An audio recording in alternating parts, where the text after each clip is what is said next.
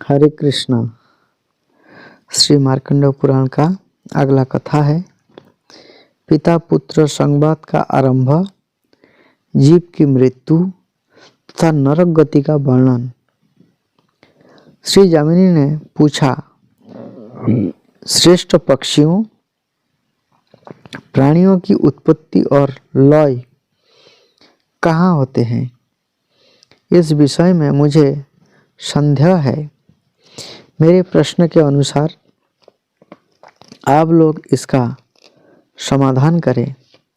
जीव कैसे जन्म लेता है, कैसे मरता है और किस प्रकार गर्भ में पीड़ा सहकर माता के उदर में निवास करता है, फिर गर्भ से बाहर निकालने पर यह किस प्रकार बुद्धि को प्राप्त होता है और मृत्यु काल में किस तरह चैतन्य स्वरूप के द्वारा शरीर से विलग होता है। सभी प्राणी मृत्यु के पश्चात पुण्य और पाप दोनों का फल भोगता है, किंतु ये पुण्य और पाप किस प्रकार अपना फल देते हैं, ये सारी बातें मुझे बताइए, जिससे मेरा सब संदेह दूर हो जाए। पक्षी बोले, महर्षि, आपने हम लोगों पर बहुत बड़े प्रश्नों का भार रख दिया। इसकी कहीं तुलना नहीं है। महाभाग, इस विषय में एक प्राचीन वृत्तांत सुनिए। पूर्व काल में एक परम बुद्धिमान भृगुवंशी ब्राह्मण थे। उनके सुमति नाम का एक पुत्र था। यह बड़ा ही शांत और जड़ रूप में रहने वाला था। उपनयन संस्कार हो जाने के बाद उस बालक से उसके पिता ने कहा, सुमते, तुम सभी वेदों को क्रमशः आधोपांत पढ़ो, गुरु की सेवा में लगे रहो और भिक्षा के अन्न का भोजन किया करो। इस प्रकार ब्रह्मचर्य की अवधि पूरी करके गृहस्थ आश्रम में प्रवेश करो और यहाँ उत्तम उत्तम यज्ञों का अनुष्ठान करके अपने मन के अनुरूप संतान उत्पन्न करो। तदंतर वन की शरण लो और वानप्रस्थ के नियमों का पालन करने के पश्चात परिग्रह रहित सर्व सत्यागी सन्यासी हो जाओ। ऐसा करने से तुम्हें उस ब्रह्म की प्राप्ति होगी जहाँ जाकर तुम शोक से मुक्त हो जाओगे। इस प्रकार अनेकों बार कहने पर भी सुमति जड़ होने के कारण कुछ भी नहीं बोलता था। पिता भी स्नेहवश बारंबार अनेक प्रकार से ये बातें उसके सामने रखते थे। उन्होंने पुत्र प्रेम के कारण मीठा वाणी में अनेक बार उसे लोभ दिखाया। इस प्रकार उनके बार बार कहने पर एक दिन सुमति ने हंसकर कहा, पिताजी, आज आप जो उपदेश दे रहे हैं उसका मैंने बहुत बार अभ्यास किया है। इस प्रकार दूसरे दूसरे शास्त्र और भांति भांति शिल्प कलाओं का भी सेवन किया है। इस समय मुझे अपने 10,000 से भी अधिक जन्म स्मरण हो आए हैं। खेद, संतोष, क्षय, वृद्धि और उदय का भी मैंने बहुत अनुभव किया है। शत्रु, मित्र और पत्नी के संजोग वियोग भी मुझे देखने को मिले हैं। अनेक प्रकार के माता पिता के भी दर्शन हुए हैं। मैंने हजारों बार सुख और दुख भोगे हैं। कितने ही स्त्रियों के विष्ठा और मूत्र से भरे हुए गर्भ में निवास किया है। सहस्त्रों प्रकार के रोगों की भयानक पीड़ाएं सहन की है। गर्भावस्था में मैंने जो अनेकों प्रकार के दुख भोगे हैं, बचपन, जवानी और बुढ़ापे में भी जो क्लेश सहन किए हैं, ये सब मुझे याद आ रहा है। ब्राह्मण, क्षत्रिय, वैश्य और शूद्र की योनि में, फिर पशु, मृग, कीट और पक्षियों की योनियों में तथा राज सेवकों एवं युद्ध में पराक्रम दिखाने वाले राजाओं के घरों में भी मेरे कई बार जन्म हो चुके हैं। इसी तरह आपकी बार आपके घर में भी मैंने जन्म लिया है। मैं बहुत बार मनुष्य का भृत्य, दास, स्वामी, ईश्वर और दरिद्र रह चुका हूँ। दूसरों ने मुझे और मैंने दूसरे को अनेक बार दान दिए हैं। पिता, माता, सुहृद, भाई और स्त्री इत्यादि के कारण कई बार संतुष्ट हुआ हूँ और कई बार दीन होकर रोते हुए मुझे आंसुओं से मुंह धोना पड़ा। हे पिताजी, वो ही इस संसार चक्र में भटकते हुए मैंने आप यह ज्ञान प्राप्त किया है जो मोक्ष की प्राप्ति करने वाला है। इस ज्ञान को प्राप्त कर लेने पर आप यह ऋक, यजु और साम वेदोक्त समस्त क्रियाकलाप गुण शून्य दिखाई देने के कारण मुझे अच्छी नहीं लगता। अतः जब ज्ञान प्राप्त हो गया तब वेदों से मुझे क्या प्रयोजन। अब तो मैं गुरु विज्ञान से परितृप्त, निरीह एवं सदात्मा हूँ। अतः 6 प्रकार के भाव विकार, जन्म, सत्ता, वृद्धि, परिणाम, क्षय और नाश, दुख, सुख, हर्ष, राग तथा संपूर्ण गुणों से वर्जित उस परम पद रूप ब्रह्म को प्राप्त होऊंगा। पिताजी, जो राग, हर्ष, भय, उद्वेग, क्रोध, आमर्ष और वृद्धावस्था से व्याप्त है तथा कुत्ते, मृग आदि की योनियों में बांधने वाले सैकड़ों बंधनों से युक्त है, उस दुख की परंपरा का परित्याग करके अब मैं चला जाऊंगा। पुत्र की यह बात सुनकर महाभाग पिता का हृदय प्रसन्नता से भर गया। उन्होंने हर्ष और विस्मय से गदगद वाणी में अपने पुत्र से कहा, बेटा, तुम वो क्या कहते हो? तुम्हें कहाँ से ज्ञान प्राप्त हो गया?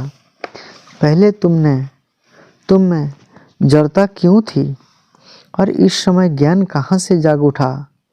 क्या यह मुनियों अथवा देवताओं के दिए हुए साप का विकार था जिससे पहले तुम्हारा ज्ञान छिप गया था और इस समय पुनः प्रकट हो गया? मैं यह सारा रहस्य सुनना चाहता हूँ। इसके लिए मेरे मन में बड़ा कौतूहल है। बेटा ने बोला, तुम पर पहले जो कुछ बीत चुका है, बेटा, तुम पर जो कुछ पहले बीत चुका है वह सब मुझे बताओ। पुत्र ने कहा, पिताजी, मेरा जो यह सुख और दुख देने वाले पूर्व वृत्तांत है उसे सुनिए। इस जन्म के पहले पूर्व जन्म में मैं जो कुछ था वह सब बताता हूँ। पूर्व काल में मैं परमात्मा के ध्यान में मन लगाने वाला एक ब्राह्मण था। आत्मविद्या के विचार में मैं पराकाष्ठा को पहुंचा हुआ था। मैं सदा योग साधन में संलग्न रहता था।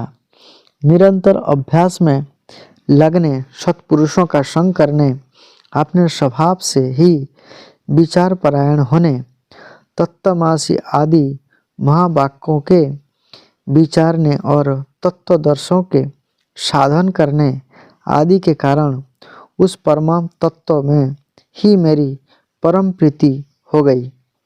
फिर मैं शिष्यों के संदेह का निवारण करने वाला आचार्य बन गया। फिर बहुत समय के पश्चात मैं एकांत सेवी हो गया। किंतु दैवत अज्ञान से सद्भाव का नाश हो जाने के कारण प्रमाद में पड़कर मेरी मृत्यु हो गई। तथापि मृत्यु काल से लेकर आप तक मेरी स्मरण शक्ति का लोप नहीं हुआ। मेरे जन्म के जितने वर्ष बीत गए हैं उन सब की स्मृति हो आई है। पिताजी, उस पूर्व जन्म के अभ्यास से ही जितेंद्रिय होकर आप फिर मैं वैसा ही यत्न करूँगा जिससे भविष्य में फिर मेरा जन्म ना हो। मैंने जो दूसरों को ज्ञान दिया था उसी का यह फल है कि मुझे पूर्व जन्म की बातों का स्मरण हो रहा है। केवल त्रयी धर्म अर्थात कर्मकांड का सहारा लेने वाले मनुष्य को इसकी प्राप्ति नहीं होती। अतः मैं इस प्रथम आश्रम से ही संन्यास धर्म का आश्रय ले एकांत सेवी ही आत्मा के उद्धार के लिए यत्न करूँगा। अतः महाभाग, आपके हृदय में जो संशय है इसे कहिए, उसे कहिए, मैं उसका समाधान करूँगा। इतनी सी सेवा से भी आपकी प्रसन्नता का संपादन करके मैं पिता के ऋण से मुक्त हो सकूँगा। पक्षी कहते हैं, तब पुत्र की बात पर श्रद्धा करते हुए पिता ने उससे वही बात पूछी जो आपने अभी संसार में जन्म ग्रहण करने के संबंध में हम लोगों से पूछे हैं। पुत्र ने कहा, पिताजी, जिस प्रकार मैंने तत्व का बारंबार अनुभव किया है उसे बतलाता हूँ, सुनिए। यह क्षणभंगुर संसार चक्र प्रवाह रूप से अजर है, निरंतर चलते रहने वाला है, कभी स्थिर नहीं रहता। तात, आपकी आज्ञा से मैं मृत्यु काल से लेकर आप तक की सब बातों का वर्णन करता हूँ। शरीर में जो गर्मी या पित्त है यह तीव्र वायु से प्रेरित होकर जब अत्यंत कुपित हो जाता है उस समय बिना ईंधन के ही उद्दीप्त हुई अग्नि की भांति पड़कर मर्म स्थानों को विदीर्ण कर देता है। तत्पश्चात उदान नामक वायु ऊपर की ओर उड़ता है और खाए पिए हुए अन्न जल को नीचे की ओर जाने से रोक देता है। उस आपत्ति की अवस्था में भी उसी को प्रसन्नता रहती है जिसने पहले जल, अन्न एवं रस का दान किया है। जिस पुरुष ने श्रद्धा से पवित्र किए हुए अंतकरण के द्वारा पहले अन्नदान किया है, यह उस करुणावस्था में अन्न के बिना भी तृप्ति लाभ करता है। जिसने कभी मिथ्या भाषण नहीं किया, दो प्रेमियों के पारस्परिक प्रेम में बाधा नहीं डाली तथा जो आस्तिक और श्रद्धालु है यह सुखपूर्वक मृत्यु को प्राप्त होता है। जो देवता और ब्राह्मणों की पूजा में संलग्न रहते हैं, किसी की निंदा नहीं करते तथा सात्विक, उदार और लज्जाशील होते हैं, ऐसे मनुष्य को मृत्यु के समय कष्ट नहीं होता। जो कामना से, क्रोध से अथवा द्वेष के कारण धर्म का त्याग नहीं करता, शास्त्रोक्त आज्ञा का पालन करने वाला तथा सौम्य होता है, उसकी मृत्यु भी सुख से होती है। जिन्होंने कभी जल का दान नहीं किया है उन मनुष्य को मृत्यु काल उपस्थित होने पर अधिक जलन होती है तथा अन्नदान न करने वालों को उस समय भूख का भारी कष्ट भोगना पड़ता है। जो लोग जाड़े के दिन में लकड़ी दान करते हैं ये शीत के कष्ट को जीत लेते हैं। जो चंदन दान करते हैं ये ताप पर विजय पाते हैं, तथा जो किसी भी जीव को उद्वेग नहीं पहुंचाता, ये मृत्यु काल में प्राणघातिनी वेदना का अनुभव नहीं करते। मोह और अज्ञान फैलाने वाले लोग महान भय को प्राप्त होते हैं। नीच मनुष्य तीव्र वेदनाओं से पीड़ित होते रहते हैं। जो झूठी गवाही देते, झूठ बोलते, बुरी बातों का उपदेश देते और वेदों की निंदा करते हैं, ये सब लोग मूर्छाग्रस्त होकर मृत्यु को प्राप्त होता है। ऐसे लोगों की मृत्यु के समय यमराज के दुष्ट दूत हाथों में हथौड़ी एवं मुद्गर लिए आते हैं। ये बड़े भयंकर होते हैं और उनकी देह से दुर्गंध निकालती रहती है। उन जमदूतों पर दृष्टि पड़ते ही मनुष्य कांप उठता है और भ्राता, माता तथा पुत्र का नाम लेकर बारंबार चिल्लाने लगते हैं। उस समय उसकी वाणी स्पष्ट समझने में नहीं आती। एक ही शब्द, एक ही आवाज़, एक सी जान पड़ती है।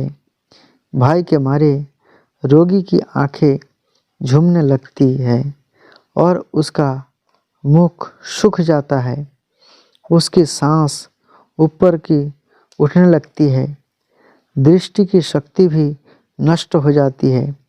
फिर वह अत्यंत वेदना से पीड़ित होकर उस शरीर को छोड़ देता है और वायु के सहारे चलता हुआ वैसे ही दूसरे शरीर को धारण कर लेता है, जो रूप, रंग और अवस्था में पहले शरीर के समान ही होता है।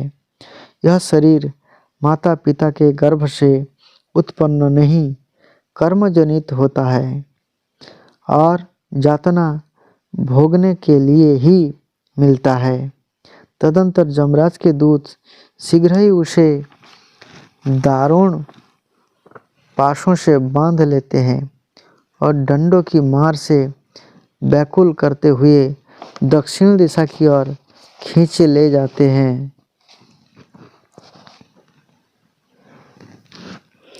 उस मार्ग पर कहीं तो कुश जमे होते हैं, कहीं कांटे फैले होते हैं, कहीं बावी की मिट्टियाँ जमी होती है, कहीं लोहे के किले गड़ी होती है और कहीं पथरीली भूमि होने के कारण यह पद अत्यंत कठोर जान पड़ता है। कहीं जलती हुई आग की लपटें मिलती है तो कहीं सैकड़ों गड्ढों के कारण वह मार्ग अत्यंत दुर्गम प्रतीत होता है। कहीं सूर्य इतने तपते हैं कि उस राह से जाने वाला जीव उनकी किरणों से जलने लगता है।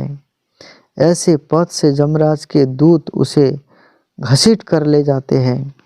ये दूत घोर शब्द करने के कारण अत्यंत भयंकर जान पड़ते हैं। जिस समय ये जीव को घसीट कर ले जाते हैं, सैकड़ों गिदोड़ियाँ जुटकर उसके शरीर को नोच नोच कर खाने लगती है। पापी जीव ऐसे ही भयंकर मार्गों से जमलोक की यात्रा करते हैं। जो मनुष्य छाता, जूता, वस्त्र और अन्न दान करने वाले होते हैं, ये उस मार्ग पर सुख से यात्रा करते हैं। इस प्रकार अनेक प्रकार का कष्ट भोगता हुआ पाप पीड़ित जीव विवश होकर 12 दिनों में धर्मराज के नगर तक पहुंचाया जाता है। उसके यातनामय शरीर के जलाए जाने पर जीव स्वयं भी अत्यंत दाह का अनुभव करता है। उसी प्रकार मारे और काटे जाने पर भी उसे अत्यंत भयंकर वेदना होती है। अधिक देर तक जल में भिगाए जाने के कारण भी जीव को भारी दुख उठाना पड़ता है।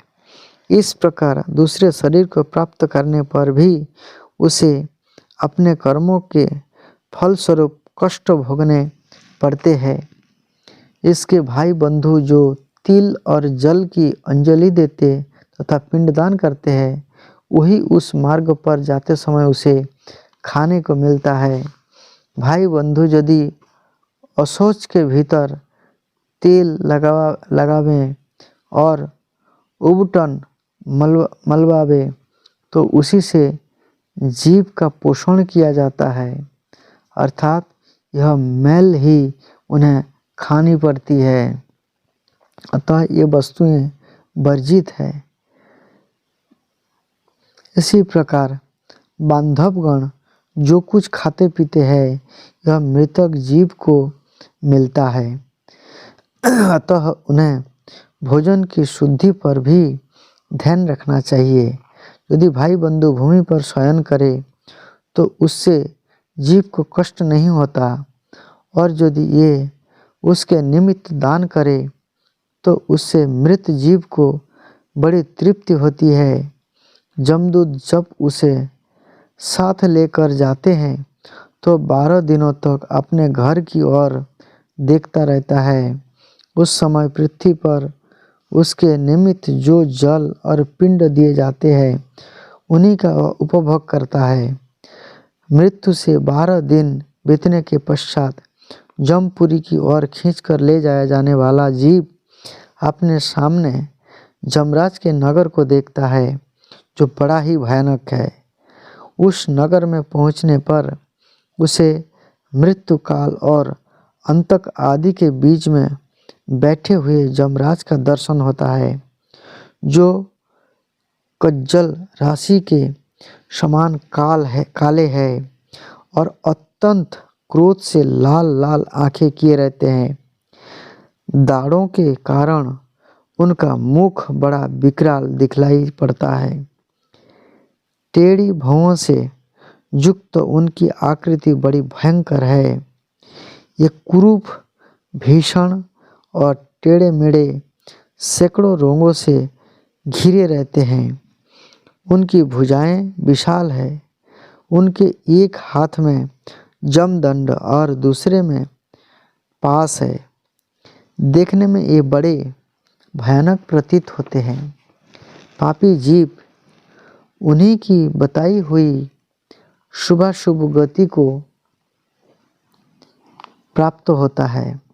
झूठी गवाही देने और झूठ बोलने वाला मनुष्य रौरव नरक में जाता है। और मैं रौरव का स्वरूप बतलाता हूँ, आप ध्यान देकर इसे सुने।